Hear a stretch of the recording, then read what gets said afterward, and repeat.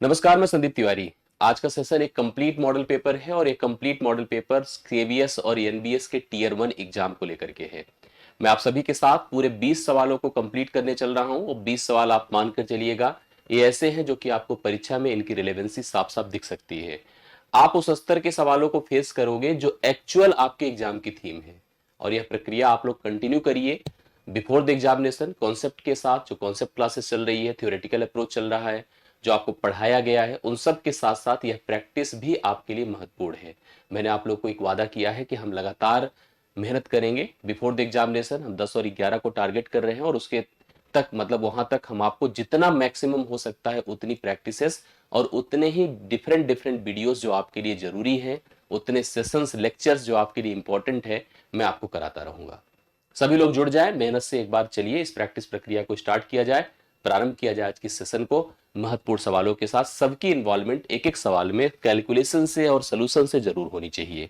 पहला सवाल आपके सामने आता है, सरलीकरण का शानदार सवाल आपके सामने दिख रहा है। सरलीकरण में बॉड मास इंपॉर्टेंट होता है। बॉड मास, ये प्रक्रिया बहुत महत्वपूर्ण होती है, दिमाग में सेट करिए। बी मतलब ब्रैकेट्स, छोटा होता है, मझला होता है, बड़ा होता है। करेक्ट है, पहले छोटा फिर मझला फिर बड़ा। ओ मतलब आप का मतलब होता है का, देखिए एक ऑफ लगा है अर्थात का लगा है। डी का मतलब भाग, डिवीजन, ठीक है। यम का मतलब मल्टीप्लीकेशन अर्थात गुणा। ए का मतलब जोड़ जो एडिशन होगा, और यस का मतलब सब्ट्रैक्शन अर्थात घटाव। आइए इनको फॉलो करते हैं, देखते हैं क्या हो सकता है, कैसे हो सकता है। अगर हम न्यूमरेटर को फॉलो करें मतलब अंश को देखें, तो सबसे पहले मुझे ए दिख रहा है जिसमें 6 माइनस 7 अर्थात -1 आएगा। -1, अब जैसे मैं इसको फेस करूंगा, देखिए मेरे सामने 3 है, भागे है, ब्रैकेट्स में गए, 5 है, माइनस है। अब यहीं से मैं छोड़ूंगा क्योंकि ये -1 होगा। और जब -1 5 से, देखो दो चीजें हैं अपने पास, एक 5 है यहां पर और भागे अपने पास आया -1, करेक्ट है। बट गुणा भी 8 है, प्लस तब 9 है। देखिए प्लस और माइनस से तो बहुत फर्क नहीं, यहीं पे कंफ्यूज थोड़ा सा करेगा, क्योंकि जब यह इससे भाग होगा तो इसको +5 बना देगा, और +5 जब 8 से गुणा होगा तो 5 8 40 हो जाएगा। करेक्ट है ना पूरा मान आपका, क्योंकि पहले हम गुणा नहीं कर सकते कि आप -8 कर दो और बटा, ऐसा नहीं। पहले आपको इससे इसको भाग देना पड़ेगा, ये +5 होगा। +5 को आप 8 से गुणा करिए, 8 पंचे 40 होगा। तो मतलब यह स्थिति कुछ ऐसी हो गई, ब्रैकेट के अंदर 5 है, +40 है, +9 है, स्थिति ये है। समझ रहे हैं ना चीजों को? यस, मतलब इस प्रक्रिया को ऐसे फॉलो करना पड़ेगा। इसको जरूर देखने की कोशिश करिएगा जिससे कि आपको कंफर्म हो जाए। जी हाँ, समझ रहे हैं ना? यस। आइए देखिए क्या कर रहे हैं। 40 5 45 9 कितना होता है? 45 9 54 होता है, या 49 5 54 होता है। तो 3 भागे 54 कर सकते हैं हम लोग, 3 भागे 54 कर दीजिए। मतलब एक प्रकार से आप इसको काट करके 1/18 बना सकते हैं। मैं अंश को नोटिस कर रहा हूं, 1/18 हो गया। जी समझ रहे हैं ना? यस, बिल्कुल ध्यान से देखिए। देखिए मैं आप लोगों को एक बात बता दूं, आप सभी लोग जो चैलेंजेस को फेस कर रहे हैं, मुझे लगता है प्रत्येक अभ्यर्थी वही फेस कर रहा है, सबके लिए उतना ही समय दिया गया। अब इसी में जितने बेहतर स्ट्रेटजी फॉलो कर ली, सही सोच लिया, सही से प्लान कर लिया, उन सब का सिलेक्शन क्लियर हो जाएगा, मतलब उनको सही तरह से एग्जाम में रिस्पॉन्स मिलेगा। अब अगर हम कंफ्यूज रहेंगे, डिस्टर्ब रहेंगे तो दिक्कतें होंगी। तो मैं चाहता हूं कि आप सभी लोग अच्छे से करिए और जितनी भी और चीजें उसको भी इन्वॉल्व करिए। समझ रहे ना? यस बिल्कुल, मैं बताता हूं, सारी चीजों को ऐड करवाता हूं। अभी आइए ध्यान से नीचे चलते हैं यहां पर और इसको हल करते। देखिए हमारे सामने स्थिति ए, समझिएगा, समझिए। 4 चौके 16, जैसे हम पहले का फॉलो करेंगे, 4 से भाग करेंगे तो निश्चित तौर पर एक, जैसे इसको अगर यहां से यहां तक टारगेट करिए आप, ये 4 रहेगा, भागे 4 गुणे 4 रहेगा, एक कट करके 1/4 आया, फिर 4 से जब गुणा हुआ तो खत्म ही हो जाएगा अर्थात 5 हो जाएगा। मतलब नीचे कुल मिला के कैलकुलेट होकर के 5 हो रहा है, और 1/18 ऑलरेडी था, तो 18 गुणे हम 5 कर देंगे, 1/90 हो जाएगा। राइट सोल्यूशन आपके सामने है, 1/90 सी विकल्प करेक्ट आंसर है। सभी लोग नोट कर ले और जरूर बता दे। यस बिल्कुल बता दे, कंफर्म ना हो। यस हाँ, समझ रहे हैं चीजों को? यस। आइए पहला सवाल आपका डन होता है, दूसरे सवाल पर आ जाइएगा। इनमें से कौन सी संख्या, दूसरा सवाल देखिए क्या कहता है, 5 की पावर क्यू 7 की पावर क्यू, जहां पर p is not equal to 0, q is not equal to 0 का गुणांक नहीं है। समझिए कौन सी संख्या जिसमें जो 5 की पावर क्यू और 7 की पावर क्यू का गुणांक नहीं है, मतलब 5 और 7 के अलावा भी उसमें फैक्टर्स में टर्म है, लाइक जैसे अगर 35 है तो 35 को हम क्या लिखेंगे, 5 गुणे 7। सिंपली इसमें 5 की पावर 1 है, 7 की पावर 1 है। 75 है, 175 है, तो 175 दरअसल 25 गुणे 7 होता है। 25 गुणे 7 का मतलब यह भी 5 की पावर 2 गुणे 7 की पावर 1, ये भी है। एक 1225 है, 1225 है, 5 2 7 2 9। देखिए इसको जब हमने इसको काट के देखा, इसको भी अगर आप नोटिस करेंगे तो यह भी आपके सामने देखिए 7 5 12 7 19। देखिए यहाँ 5 3 8 7 15 है, 3 से भी कटेगा। ये भी आपका जो 1225 है, यह भी 7 और 5 ही हैंडल करेगा। जैसे अगर आपको नहीं समझ में आता है तो आइए देखिए 1225 का फैक्टराइजेशन करिए। 5 से काटिए पहले, 5 दूना 10, 2 2, 5 चौके 20, 5 पचे 25। फिर 5 से काटिए, 5 चौके 20, 5 9 45। 7 से काटिए, 7 देखिए ये आपका, अर्थात यह वैल्यू जो आपकी 1225 है, ये 5 की पावर 2 गुणे 7 की पावर 2। देखिए हमें डाउट इस पर इसलिए हो गया था क्योंकि यह संख्या 3 से भी कट रही है, इसलिए इसमें 3 भी एज ए मल्टीपल है। 5 3 8 7 15 3 से कट रहा है, इसलिए यही जो डी विकल्प है जिसमें 5 और 7 के अलावा भी टर्म इन्वॉल्व है, जिसने कहा था 5 की पावर 7 की पावर की 5 की पावर पी 7 की पावर क्यू के रूप में नहीं है, तो वह डी विकल्प है क्योंकि इसमें 3 भी है। आप फैक्टराइज करके देखिए 3 से भी कटने की स्थिति में है, समझिएगा इस बात को, ठीक है। चलिए सेकंड डन होता है, थर्ड पर आ जाइएगा। निम्न में कौन सा कथन सत्य है, ट्राई करके बताइए सभी लोग। 2 की पावर 3 की पावर 2, मतलब आप कह रहा है कि सम है, समझ रहे हैं, यह सम है। एक और है 3 की पावर 4 की पावर 2 विषम है। आप बताइए कौन सी सही है कौन सी गलत है। एक बात मैं आपको बता दूं कि अगर 2 की पावर कोई भी पॉजिटिव n होगा, ये चाहे 3 की पावर 2 हो चाहे कुछ भी हो, यह मान हमेशा सम आएगा, क्योंकि हम सब जानते हैं 2 की पावर कुछ भी धनात्मक n होगा तो 2 का तो इन्वॉल्वमेंट है ही है, और 2 का गुणा किसी के साथ होगा तो उसका सम होना एकदम कंफर्म है, कोई डाउट नहीं है। जबकि 3 की पावर हम समझते हैं कि कब क्या होता है, दरअसल 3 की पावर 1 पर 3 होगा, 3 की पावर 1 पर 3 होगा, 3 की पावर 2 पर 9 होगा, 3 की पावर 3 पर 27 अर्थात अंत में 7 होगा, और 3 की पावर 4 का मतलब 81 का मतलब अंत में 1 होगा। अब 3 की पावर आप चाहे जितना लगाएंगे, इन्हीं वैल्यूज का रिपीटिशन अंत में होता रहेगा, और जिस किसी संख्या के एंड में ये लोग आएंगे, कौन कौन, 3 7 3 9 7 1, वह संख्या हमेशा एक ऑड ही होगा अर्थात विषम होगा। तो अगर इसने लिखा है कि यह एक विषम है तो यह भी सही है, और ये तो सही था ही, पहले से हमने कंफर्म कर दिया था। तो इस हिसाब से 1 तथा 2 दोनों सही हैं। जैसे इसने हमसे सही पूछा था तो मैं सी विकल्प लगाऊंगा, मैं कहूंगा पहला भी सही है दूसरा भी सही है, क्योंकि यह नंबर आपका एक सम नंबर होगा, यह नंबर आपका एक विषम नंबर होगा। मैं आपको इसके बारे में बता दूं, 3 की पावर आप कुछ भी लगाते रहिए, इन 4 के अलावा और कोई टर्म आपको इंड में नहीं मिलेगा। आप ट्राई करके देख सकते हैं, हमेशा या तो 3 मिलेगा, 9 मिलेगा, 7 मिलेगा, 1 मिलेगा। तो ये जब किसी संख्या के अंत में आते हैं तो ऑड हो जाता है, विषम, इसलिए इस सवाल का सही उत्तर सी विकल्प है। कुछ कंपनियां हैं, देखिए सवाल क्या कहता है। कंपनियां हैं ए, बी और सी के कर्मचारियों की संख्या क्रमशः 3 2 और 4 के अनुपात में है, 3 2 और 4 के अनुपात में है। इनकी संख्या क्रमशः 20%, 30% और 15% बढ़ाने पर नया अनुपात हमसे पूछ रहा है कितना हो जाएगा। आइए मैं बताता हूं। इस कंपनी में 3 है, इस कंपनी में 2 है, इस कंपनी का नाम ए है, इसका बी है, इसका सी है, ऐसे यहां पर कर्मचारी हैं। अब इसने साफ साफ कहा कि अगर इनकी संख्या को हम 20%, 30%, 15% बढ़ाते हैं तो इनमें क्या रेशियो, मतलब फिर से नया अनुपात क्या डेवलप, क्या क्रिएट होगा।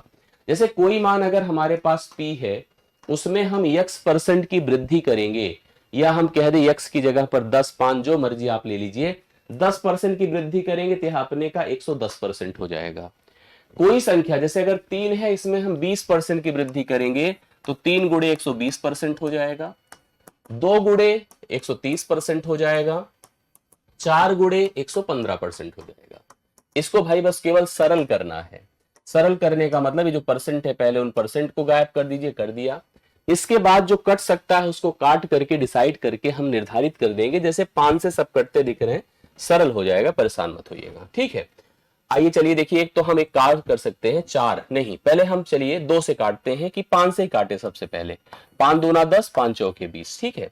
5 दूना 10, 5 छंगे 30, 5 दूना 10, 5 तिया 15, ये हो गया अपने पास। अब देखिए जैसे जिससे कट रहा हो, लाइक 2 से, 2 दूना 4, 2 से कटा, 2 से 12 होता है, ठीक है। अभी भी कट रहा है, हाँ बिल्कुल कट रहा है, 2 से कटा, 2 से 13 होता है, और 2 छंगे 12, 6 तरीक 18 हो गया, यहाँ 13 बच गया, और यहाँ पर 23 हो गया। 18, 13 और 23 का रेशियो बनेगा, क्या आप समझ पा रहे हैं? 18, 13 और 23 का रेशियो। 18, 13 और 23 कहीं विकल्प में है नहीं है, इधर उधर करके हमको कंफ्यूज किया है, जबकि रियलिटी में हमारे कैलकुलेशंस में 18, 13, 23 आ रहा है। 18, 13, 24 है, 18, 11, 23 है, बट 18, 13, 23 हमारे किसी विकल्प में नहीं है। इसलिए इस सवाल के लिए मैं विकल्प डी पर जाऊंगा। आप भी मेरे साथ डी पर आइए, एकदम सही आंसर आपका बन रहा है। क्लियर है? यस, चौथा डन होता है। एक कारीगर है, ध्यान सुनिएगा, यम मिनट में जे वस्तुएं बनाता है। कोई कारीगर है जो यम मिनट में जे वस्तुएं बनाता है। टाइम एंड वर्क अगर आपने पढ़ा है तो उसको अप्लाई कर सकते हैं। 2/3 घंटों में वह कितनी वस्तुएं बना देगा? समझिए, यम मिनट में जे वस्तुएं बनाता है। मैं कह रहा हूं कि अगर यम मिनट में वह जे वस्तुएं बनाता है, यम मिनट में, समझ रहे ना, तो 1 मिनट में वह जे बटा यम वस्तुएं बनाएगा। जैसे हम कह दें कि हम 30 मिनट में 10 सवाल हल करते हैं, 30 मिनट में हम 60 सवाल हल करते हैं, तो प्रत्येक मिनट 2 करते होंगे, तो मैंने यूनिट का निकाल दिया। अब 2/3 घंटे को हम मिनट में कन्वर्ट करें तो 2/3, क्योंकि 1 घंटे बराबर होता है 60 मिनट, होता है ना? यस, इसको भी 60 से गुणा कर दें तो 3 से करीब 40 मिनट में, हम कह रहे हैं 40 मिनट में कितनी वस्तुएं बनेंगी? 40 से गुणा करिए, 40 जे अपान एम, 40 जे अपान एम, ये आपका डी विकल्प बनेगा इसका राइट सोल्यूशन। हम टाइम एंड वर्क के आधार पर भी इसको निर्धारित कर सकते हैं, बट यह यूनिटरी भी बहुत आसान है। अगर यम मिनट में जे वस्तु तो 1 मिनट में जे बटा यम वस्तु, करेक्ट है।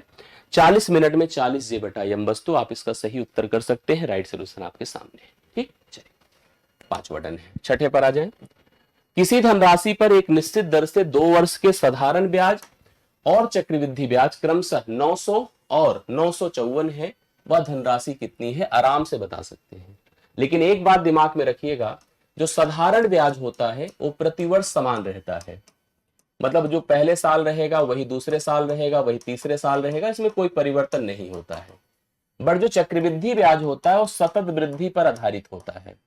सतत वृद्धि मतलब पहले साल कुछ, फिर अगले साल ब्याज पर ब्याज, फिर ब्याज पर, इसी तरह से बढ़ता रहता है।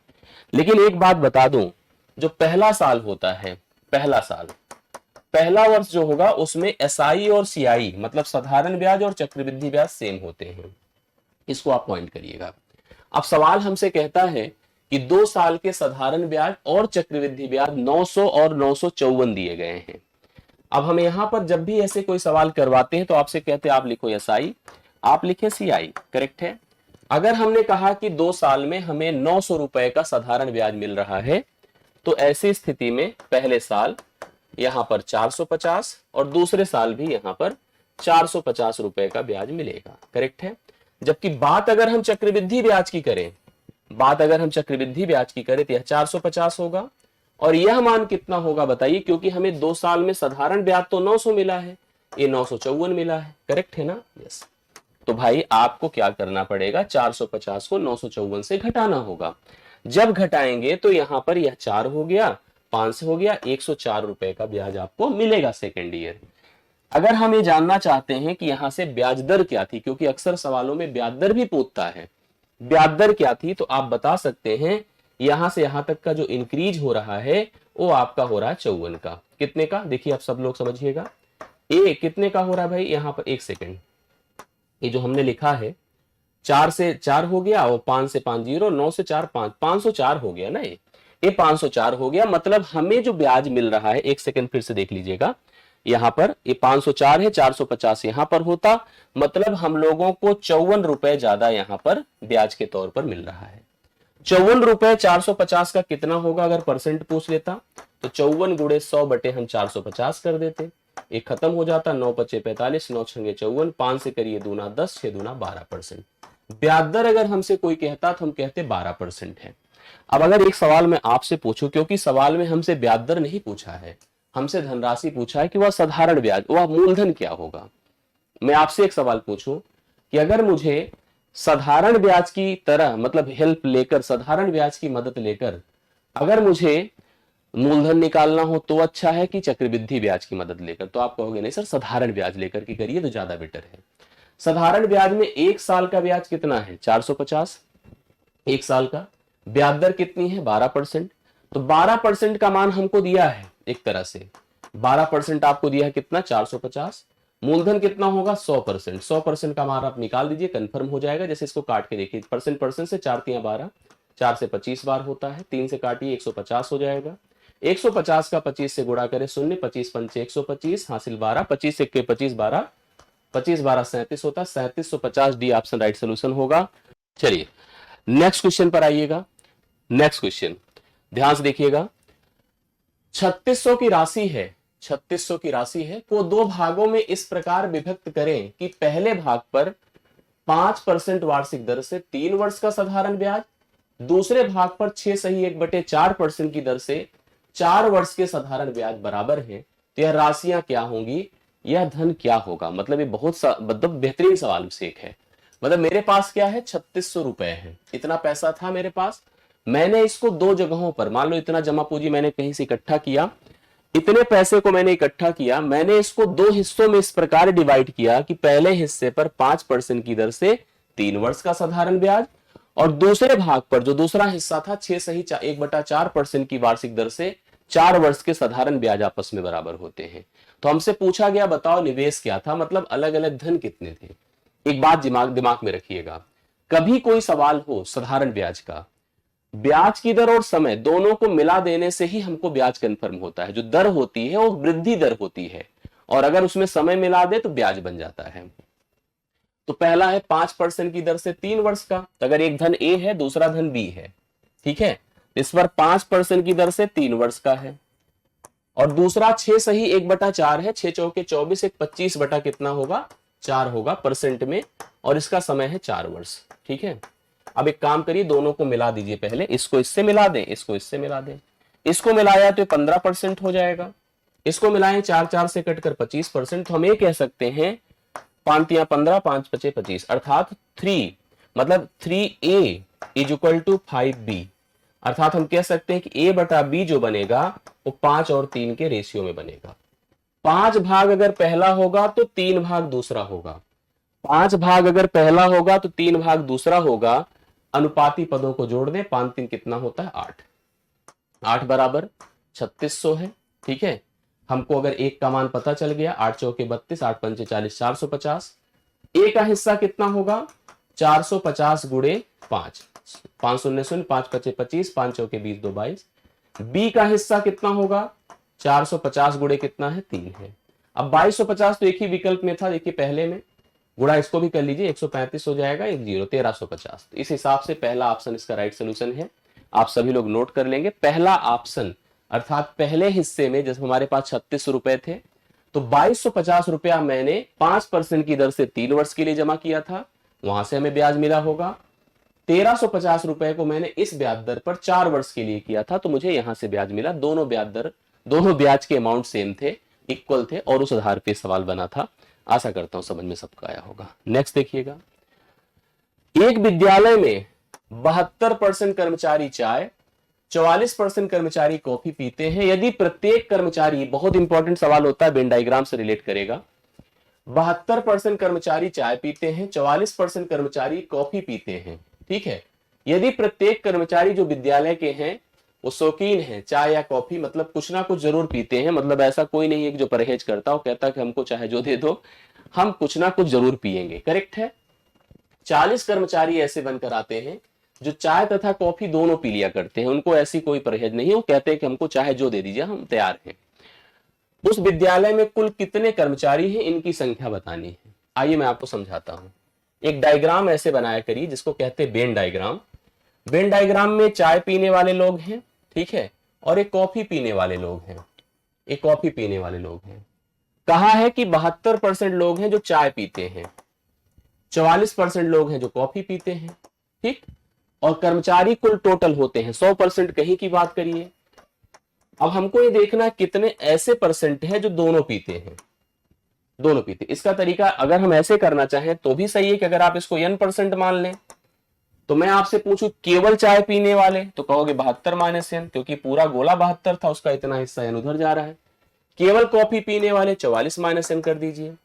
तीनों को अगर जोड़ दें, तीनों को, तो आप देखेंगे तो क्या होगा, n से खत्म हो जाएगा। 72 44, 4 2 6 7 4 11, 116, 4 2 6 7, 116 माइनस n बराबर 100% हो गया। अर्थात हम कह सकते हैं कि n मतलब हमारा 16%। अर्थात हम कह सकते हैं कि 16% ऐसे कर्मचारी हैं जो चाय कॉफी दोनों पिया करते हैं। करेक्ट है, 16% कर्मचारी चाय या कॉफी दोनों पिया करते हैं। अगर आप चाहते तो डायरेक्ट भी सोच सकते थे, क्योंकि 72 और 44 मिलकर 116 ही होगा, जबकि संख्या टोटल 100 होती है। तो 100 अगर 116 से निकलेगा तो 16% आएगा, जो दोनों की बात हो गई, जिसकी संख्या हम लोग को यहां पर दे रखा है 40, और हमसे कुल की पूछ रहा है। कुल मतलब 100%। तो 100% का मान क्या होगा ये बताइए। 4 चौके 16 है, 4 दहम में 40 है, 4 से करिए 25 बार होता है, 25 को 10 से गुणा करें 250। 250 यहाँ पर टोटल कर्मचारी उस विद्यालय में कार्य करते हैं, जिनमें आपने देखा कि कुछ लोग चाय पीना पसंद करते हैं, कुछ लोग कॉफी पीना पसंद करते हैं, और कुछ लोग दोनों पीते हैं। आपके सामने सारी क्लैरिटी है।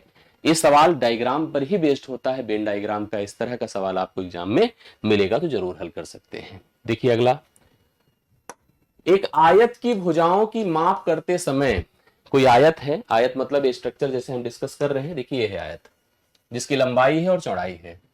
आयत की भुजाओं की माप करते समय उसकी लंबाई को 5% अधिक ले लिया गया और चौड़ाई को 4% कम। उसका क्षेत्रफल ज्ञात, क्षेत्रफल में कितने प्रतिशत की गलती अर्थात कमी हो गई। मैं आपको बताऊं यह सतत वृद्धि कमी का सवाल है। सतत वृद्धि कमी दरअसल ऐसे रहा होगा आपका आयत, ये लेंथ रही होगी, अब लेंथ में गलती से 5% बढ़ा दिया, चौड़ाई में 4% घटा दिया, तो आयत तो बदल जाएगा ना हमारा। जब आयत बदल गया तो उसका क्षेत्रफल भी बढ़ेगा घटेगा। इसके लिए परसेंटेज का एक रूल बहुत बढ़िया काम करता है। अगर किसी मान को पहले हम a% बढ़ाएं, a% की वृद्धि करें, फिर उस मान में हम b% की कमी करें, ऐसे में जो नेट प्रतिशत परिवर्तन आता है, नेट प्रतिशत वृद्धि या कमी आती है, वो किस पर आधारित होती है। देखिए a minus B minus A B divide by 100, इस मेथड पर काम करती है परसेंट में। चलिए, 1% की वृद्धि है, कितने परसेंट की वृद्धि बताएं, 5%, और 4% की कमी कर दिया। लिखिए 5 माइनस 4 माइनस 5 गुणे 4/100, 5 से 4 निकला 1, और यहां से आपका कितना हो जाएगा, 5 चौके 20, 20 पंचे 100, 1/5, अर्थात 1 से 1/5 घटेगा, 4/5% की कमी आएगी की वृद्धि। देखिए यहां पर 5 से 4 और 5 गुणे 4, यहां पर क्षेत्रफल में कितने परसेंट की गलती, तो आप देखिए 5/4, 4/5 है, 4/5, ये आपके सामने पहला विकल्प राइट सोल्यूशन होगा। ठीक है, पहला विकल्प करेक्ट आंसर होगा। आप सभी लोग लगा सकते हैं, फॉलो कर लीजिए, इस तरह से अच्छे से इसको नोट कर लीजिए, कंफर्म करिए। यस, कोई तार 33 सेंटीमीटर भुजा वाले वर्ग के आकार में है। कोई एक तार है जो कि एक वर्ग, वर्ग मतलब आयत की तरह ही होता है, सभी भुजाएं सेम होती है। एक वर्ग है जिसकी सभी भुजाएं सेम है, वो 33 सेंटीमीटर उसकी भुजा है। 33 है, 33 है, 33, क्योंकि वर्ग की प्रत्येक भुजाएं क्या होती, सेम। कोई तार है जो 33 सेंटीमीटर वर्ग भुजा वाले वर्ग के आकार में है। यदि तार को वृत्त बनाने के लिए ढाला जाता, मैं आपको एक बात बता दूं, जब भी 2D का सवाल हो और उसमें खास करके तार की बात हो, तो क्योंकि तार फ्लेक्सिबल होते हैं, तो तार को हम जैसा चाहे वैसा मोड़ सकते हैं। जब भी चाहे उसको हम वर्ग बना सकते हैं, आयत बना सकते हैं, वृत्त बना सकते हैं। अभी तार वही है हमारा जो इस समय वर्ग के रूप में है, मुझे उसको वृत्त बनाना है, और इसी लेंथ को लेकर मुझे अगर वृत्त बनाना है तो वृत्त की त्रिज्या कैसे आएगी आप सोचिएगा। मैं आपको बता दूं, जब भी किसी तार को मोड़कर, ठीक है, बेंड करके एक शेप से दूसरे शेप में लाया जाता है, तो उसकी लंबाई में परिवर्तन नहीं होगा। जो लंबाई तार की यहां है वही लंबाई यहां जाएगी। अर्थात ऐसे जब 3D का सवाल होता है तो किसी धातु की वस्तु को जब पीट कर, गला कर, ठोक कर जब भी हम दूसरी धातु में ढालते हैं तो आयतन सेम रहता है, ऐसे इनके परिमाप सेम रहते हैं। और वर्ग में तो परिमाप होता है 4a, और यही चीज यहां पर परिधि होती है जो 2πr होती है। अर्थात इसकी परिधि इसके परिमाप के बराबर होगी, और हमको निकालना रेडियस है। तो 4 गुणे आप 33 कर दो, बराबर 2 गुणे 22/7, गुणे r, क्योंकि हमें रेडियस ही फाइंड करना है। आइए ट्राई कर लेते करते हैं कितना आएगा। 11 3 33, 11 दूना 22 है, 2 दूना 4 हो गया, 7 त्रिक 21 है। 21 सेंटीमीटर इसकी त्रिज्या होगी, जो बी विकल्प में आपके सामने है। तो 10वां सवाल आपका डन होता है। 21 सेंटीमीटर करेक्ट आंसर आप लोग नोट कर सकते हैं। नेक्स्ट क्वेश्चन देखिए क्या कहता है। एक आयत की लंबाई 3 गुना बढ़ाने और उसकी चौड़ाई उसकी मूल चौड़ाई के आधी कर देने पर, अभी जैसे एक सवाल किया था आयत पर, उसी तरह से है। लंबाई को 3 गुना बढ़ाया गया और चौड़ाई को मूल चौड़ाई से आधा किया गया। 3 गुना कहीं कोई चीज बढ़ता है ना, कोई चीज अगर 3 गुना बढ़ता है तो उसमें 200% की वृद्धि होगी। इसको जरूर दिमाग में रखिएगा।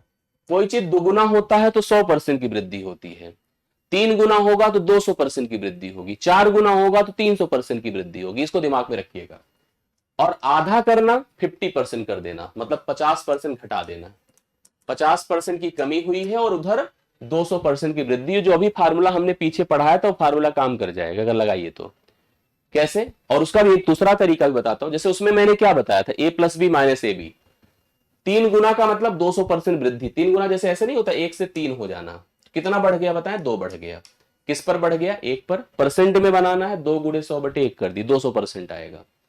आप लिखिए 200 माइनस 50 माइनस 200 गुणे 50 बटे 100, इतना बनेगा।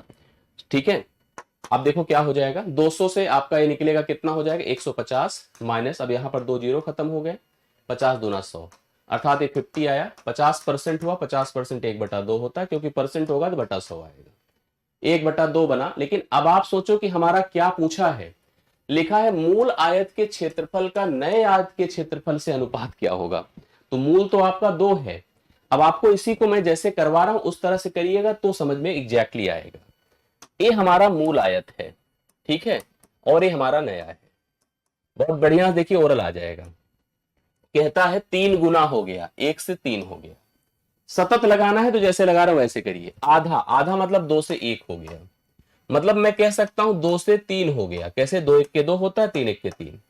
सवाल में पहले कहा मूल आयत के क्षेत्रफल का नए आयत के क्षेत्रफल से, तो मूल कितना है? 2 है, और नया कितना है? 3 है। 2 और 3 का रेशियो बनेगा, जो आपको देखिए यहां पर दिया है, कहां पर? सी विकल्प में 2 और 3 का अनुपात बनता नजर आ रहा है। इस सवाल के लिए राइट सोल्यूशन आप लोग नोट कर सकते हैं, करेक्ट है। ये भी वैसे ही है, 50% बढ़ा है तो 2 से 1 बढ़कर 3 हो गया, तो 2 से 3 होना मतलब वही तो बात हुई। यस। अब इसको देखिए क्या कहता है, पढ़िएगा। 3a प्लस 4b बराबर 3c plus 4d, 3a minus 4b बटा 3c माइनस 4d। इसमें एक बात बता दूं, दरअसल ये है अनुपात का सवाल, लेकिन है बहुत मतलब दूसरे स्तर का। इसको दिमाग लगाएंगे तो बड़े आसानी से सेट होगा। ए और बी है और यहां भी ए बी है, अगर इसको इधर कर दे उसको इधर कर दे, इसे कहते हैं हम लोग जब रेशियो पढ़ते थे इसको अल्टरनेंडो, मतलब अल्टरनेट कर दिया। जैसे ऐसे देखो, 3a plus 4b divide by 3a minus 4b, ये जाएगा उधर 3c प्लस 4d, इधर जाएगा 3c माइनस 4d, करेक्ट है। अब यहां पर लगेगा कंपोडिंडो एंड डिविडेंडो, जिसको कहते हैं योगांतरानुपात। योगांतरानुपात कैसे काम करता है? अगर कहीं a बाई बी बराबर c बाई डी लगा है तो आप एक काम करो, a b जाएगा घटेगा, समझ रहे हैं? b जाएगा सॉरी जुड़ेगा, और a आएगा नीचे b को घटाएगा। इसी तरह से c प्लस डी होगा और c माइनस डी होगा। ये पैटर्न काम करता है। आइए पैटर्न यही लगाइए, लिखिए 3a प्लस 4b, ये जाएगा जुड़ेगा, प्लस 3a माइनस 4b। ये ऐसे लिखिए, लिखिए 3a plus 4b minus 3a plus 4b बराबर 3c plus 4d plus 3c minus 4d, 3c plus 4d minus 3c plus 4d, correct है। हमने क्या किया, इसको ले जाकर ऊपर जोड़ा, इसको ला करके इसको घटाया, घटाते समय ऑटोमेटिकली साइन बदल जाएगी। वही चीज हमने हर जगह किया है। कैलकुलेट करिए, 3a 6 से हो जाएगा, जबकि 4b से खत्म हो जाएगा। 3a खत्म हो जाएगा, यहां पर आपका 4 8b हो जाएगा, बराबर सेम उसी तरह से 4d से खत्म हुआ, मतलब 6c हुआ, और 3c से खत्म हुआ, 8d हुआ। a से खत्म, a से खत्म, तो आप लिख सकते हैं a बाई बी बराबर c बाई डी, अर्थात AD is equal to BC हो जाएगा। AD is equal to BC, जो पहला बी ऑप्शन राइट सोल्यूशन इस सवाल का बनेगा। आप इस 12वें सवाल का सही उत्तर नोट कर सकते हैं। AD is equal to BC the right solution for the given question. Next देखिएगा, 4x square minus 12x plus के, कह रहा है एक पूर्ण वर्ग है। पूर्ण वर्ग मतलब ये किसी का वर्ग है, ठीक है। तो के का मान बताओ क्या होगा। आसानी से देखिए आप लोग बता सकते हैं। अगर ये पूर्ण वर्ग है तो के का मान हमसे पूछ रहा है, तो आप एक बात समझो। जैसे एक तो आप यहां पर पूर्ण वर्ग का सेंस हो गया कि हमारे पास जो इसकी वैल्यू मतलब फाइंड होगी, कोई एक स्टेटमेंट बनेगा जिसका एक होल स्क्वायर हो जाएगा, मतलब एक कंप्लीट स्क्वायर के फॉर्म में बनेगा। आप इसको जैसे चाहो ना तो दूसरे तरीके से सोच सकते हैं, क्लियर कर सकते हैं, बट हमको जैसे क्या करना चाहिए सुनिएगा, देखिए ध्यान से। हम लोग क्या करेंगे, जैसे हम फैक्टराइज करने के पर्पज से सोचते हैं कि हम इस तरह से फैक्टराइज कर लें। हम क्योंकि जानते हैं कि हम यहां पर कुछ भी रखेंगे, जैसे आप खुद ही सोचिए कि आप इसमें क्या रख सकते हैं। कौन इसमें वैल्यू किसी की वर्ग है, आप सोचो। खुद ही दिमाग में लग रहा होगा कि कोई किसी का वर्ग दिख रहा है क्या। मैं ऐसे सोचता हूं, जैसे आप इसको कहेंगे 3x का होल स्क्वायर। यहां कोई ऐसी डेटा हो, कोई राशि हो जिस राशि का होल वर्ग, ठीक है, के बराबर हो, और ये जो बीच का मान होता है वो बीच का मान ट्वाइस AB के फॉर्म में, अर्थात 3x इंटू कितना कर दे, AX कर दे। यहां पर फिलहाल हम x नहीं रख सकते यहां पर, क्योंकि x है तो ऑलरेडी इसको आप कुछ और के ही रख दीजिए या p रख दीजिए यहां पर, ठीक है। यहां p रख दीजिए, अपने आप सेट हो जाएगा मामला। अभी देखिएगा 2AB, दरअसल a square plus B square minus 2AB, अर्थात यह इसके साथ इक्वेट कर दीजिए।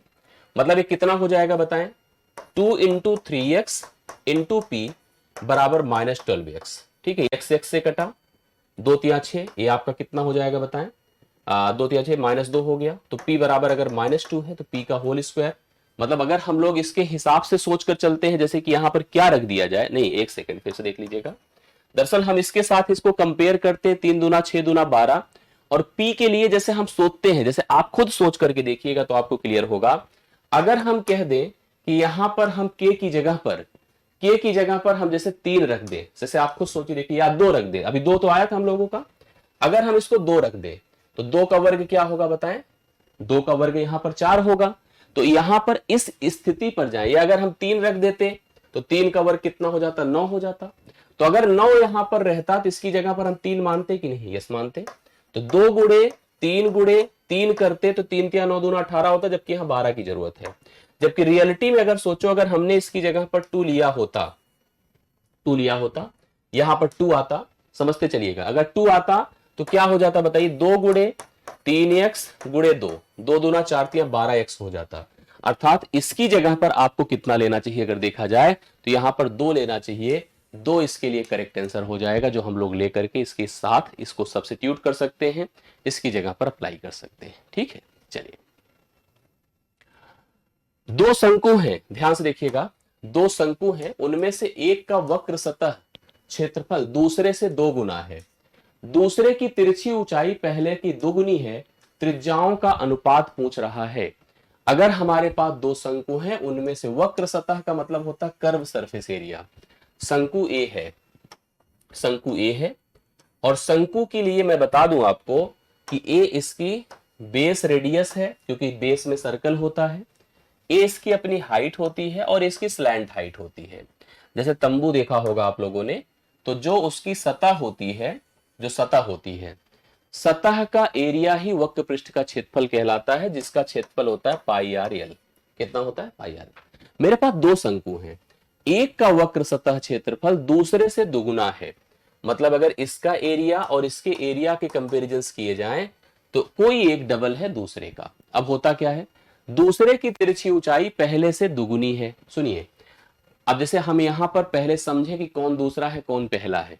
एरिया का जब कंपैरिजन हमने किया, एरिया की स्थिति यह है कि अगर हम इनके रेशियोस बनाते हैं, ये स्थिति बनकर आ रही है कि यह आपका पहला लिखा, उनमें से एक का वक्र सतह क्षेत्रफल दूसरे से दुगुना है, 2:1 बना। और अब स्लैंट हाइट की तरफ चलें तो दूसरे की तिरछी ऊंचाई पहले से दुगुनी है। अगर स्लैंट हाइट हम लोग यहां पर L1 और L2 की बात करते हैं तो यह डबल है या हाफ है। अब होता क्या है, जैसे अगर सोचें तो पाई R1 L1 divide by pi R2 L2 बराबर 2:1 बना है। अब आप चेक कर लो, खुद समझ में आ जाएगा, पाई पाई से कटेगा। L1 की जगह पर आप यहाँ 1 पुट कर दीजिए, लिखिए R1/R2 इंटू यहाँ पर 1 इंटू 2 इज इक्वल टू 2/1 है, तो उधर चला जाएगा। तो R1/R2 जो होगा वो आपका 4:1 आएगा, जो आपको पहले विकल्प में राइट सोल्यूशन के रूप में मिल रहा है। सभी लोग इसको पॉइंट कर ले, उतार ले। आई होप सबको समझ में आया होगा। इस तरह से प्रत्येक सवालों पर अपना कॉन्फिडेंस बनाएंगे, सबको समझेंगे और इसी तरह से डिटेल करते हुए आगे बढ़ते चले जाएंगे। नेक्स्ट सवाल पर आइए, देखिए अगला क्या कहता है। x संख्याओं का औसत y² है, y संख्याओं का औसत x² है, x प्लस y संख्याओं का औसत क्या होगा? हमने लिखा संख्या, हमने लिखा औसत, ठीक है, संख्या लिखा, औसत लिखा, और यहां पर योग कर दीजिए, क्योंकि योग बराबर औसत गुणे क्या होता है? संख्या। 3 का रिलेशन कन्फर्म है, तो कोई औसत का सवाल फंसाएगा नहीं। x का औसत y² है, y का औसत x² है, इसका जो योग होगा xy² होगा, और इसका जो योग होगा yx² होगा। इन दोनों का जो योग होगा xy² प्लस yx² होगा, और यहां पर संख्या कितनी है? x प्लस y है, इसका एवरेज क्या हो जाएगा? xy² प्लस yx² अपान x प्लस y। ठीक है, हम xy अगर कॉमन कर लेते हैं तो y प्लस x होगा, नीचे x प्लस y है, खत्म कर दीजिए तो यहाँ पर xy आ जाएगा। राइट सोल्यूशन आपका सी विकल्प होगा, जो आप लोग लिख सकते हैं, कंफर्म कर लीजिएगा। सी ऑप्शन करेक्ट आंसर इस सवाल का बन रहा है, सभी लोग नोट कर ले। ठीक है, चलिए आ रही बातें समझ में? यस। दो संख्याएं 4 और 7 के अनुपात में हैं, दो संख्याएं, उनके घनों का योग 4 0 7 0 0, तो बड़ी संख्या हमसे पूछ रहा है क्या होगा। आइए बताता हूं क्या होगा। दो संख्याएं अगर 4 7 के अनुपात में, तो एक 4x³ होगा, नहीं 4x का होल क्यूब होगा, 4x का होल क्यूब होगा, दूसरा 7x का होल क्यूब होगा। समझ रहे हैं? यस, 4x का होल क्यूब और दूसरा 7x का होल क्यूब। या हम कह रहे हैं कि ना कुछ करिए, ऐसे जैसे ऐसे रहने दीजिए। 4 और 7 के अनुपात में संख्याएं है ना, हाँ ठीक है, 4 7 के अनुपात में।